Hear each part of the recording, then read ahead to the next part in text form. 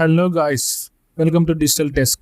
ఈరోజు మనం కార్గిల్ విజయ్ దివాస్ గురించి తెలుసుకుందాం. కార్గిల్ విజయ్ దివాస్ ప్రతి సంవత్సరం జూలై 26న భారతదేశం మొత్తం ఘనంగా జరుపుకునే ఒక ప్రత్యేకమైన రోజు. 1999లో పాకిస్తాన్ ఆక్రమణకు గురైన కార్గిల్ ప్రాంతాన్ని భారత సైన్యం ధైర్యంగా తిరిగి స్వాధీనం చేసుకున్న ఘనతకు గుర్తుగా ఈ రోజు జరుపుకుంటాము. కార్గిల్ యుద్ధం అనేది ఒక సవాలుగా నిలిచిన పోరాటం. కార్గిల్ యుద్ధం భారతదేశ చరిత్రలో ఒక 4 రాత్రుల పోరాటం.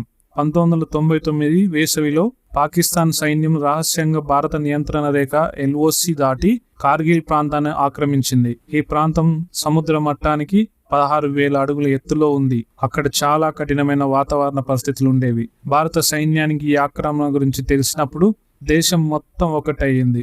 భారత సైనికులు అత్యంత కష్టమైన పరిస్థితుల్లో కూడా పోరాడారు.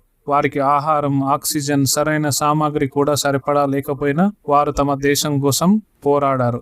ఈ అన్ని సవాళ్ళని ఎదుర్కొని భారత సైన్యం ధైర్యంగా పోరాడి వారు తమ ప్రాణాలను లెక్క చేయకుండా దేశం కోసం పోరాడి చివరకు భారత సైన్యం విజయం సాధించింది. కార్గిల్ ప్రాంతాన్ని తిరిగి స్వాధీనం చేసుకుంది. కార్గిల్ యుద్ధం భారతీయులందరికీ గర్వకారణం. ఈ యుద్ధంలో ప్రాణాలు అర్పించిన వీరులను మనం ఎప్పటికీ మర్చిపోలేం. కార్గిల్ విజయ్ దివాస్ రోజున దేశవ్యాప్తంగా వివిధ కార్యక్రమాలు నిర్వహించబడతాయి.